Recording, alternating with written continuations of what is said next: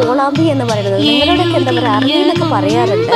ഇത് കോളാമ്പി എന്ന് പറയുന്നത് മഞ്ഞ കോളാമ്പി, വെള്ള കോളാമ്പി, പിന്നെ ഇതിന് തന്നെ വേറൊരു കളറും കൂടെ ഉണ്ട് കേട്ടോ.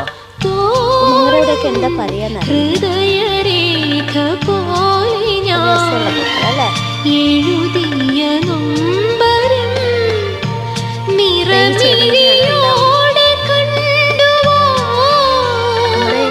എൻ്റെ കൂടെയുള്ള ചേച്ചി ഇതെല്ലാം വെച്ച് പിടിപ്പിച്ച് ഇതിന് കിട്ടുന്ന പൂക്കളെ ഭഗവാനെ അർപ്പിക്കാൻ വേണ്ടി പറിച്ചുകൊണ്ട്